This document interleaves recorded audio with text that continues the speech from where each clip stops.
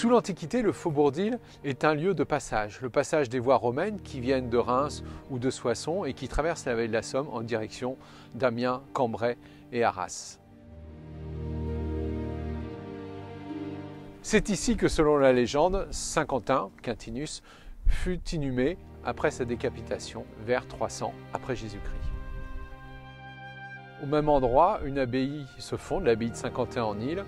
Les moines vont créer l'étang d'Isle vers le Xe siècle et y construire un moulin, le moulin Becquerel, qui deviendra au XIXe siècle une minoterie industrielle.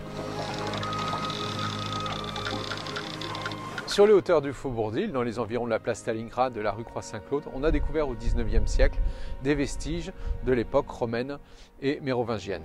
Au XIIe siècle, la ville de Saint-Quentin se protège de remparts.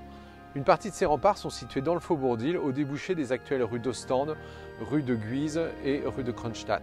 Au XVIe siècle, après le siège de 1557, ces remparts disparaissent et les remparts reculent en direction de la ville, à l'emplacement de l'actuelle gare. Ce sont les cornes de Vauban. Au début du XIXe siècle, le Faubourg d'Isle n'appartient quasiment pas à la ville de Saint-Quentin. Il se partage entre les territoires de Neuville-Saint-Amand, Gauchy et Arly et un tout petit peu Saint-Quentin, au pied du faubourg. La ville n'aura de cesse que de récupérer ce territoire depuis 1835 jusqu'en 1881, date où enfin la ville de Saint-Quentin arrive à annexer tous ces territoires aux siens.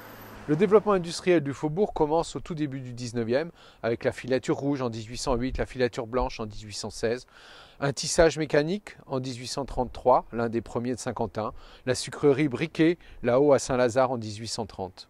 La première filature s'installe en 1860 à l'emplacement de l'ancienne UT. Route de Guise, une nouvelle filature quelques années après s'installe, on la connaît plus sous le nom de Vélifil au XXe siècle. Le tissage Basquin, l'emplacement des anciens ateliers Motobécane, tissage Testard, l'usine de broderie Wormser, le tissage Cornaille et la dernière, la filature d'Elser en 1969, près du pont de Guise. L'industrie du Faubourg d'Isle n'est pas exclusivement textile, il y a aussi de la métallurgie, attestée dès 1870, mais bien entendu, son fleuron, ce sera les usines Motobécane à partir de 1951. Avec cette industrie se développe bien sûr un habitat ouvrier à partir des années 1860 avec la multiplication de ces petites maisons accolées caractéristiques de l'habitat ouvrier saint-quentinois. Ce ne sont ni les ouvriers ni les industriels qui les construisent, mais la petite bourgeoisie locale qui se constitue ainsi une rente. D'autres types d'habitats coexistent avec les vieux ménages, les habitations à bon marché des chalets de Guise, la cité du million populaire de 1955 remplacée par la cité musicienne-telle dans les années 90. Enfin, il faut citer aussi les églises qui ponctuent le paysage du quartier Faubourg d'Isle. La première église Saint-Éloi du XIe siècle, remplacée au XIXe siècle par celle que l'on connaît. La chapelle Saint-Louis près de la place Stalingrad qui a disparu au moment de la Première Guerre mondiale, remplacée dans les années 30 par la belle église art déco Sainte-Thérèse.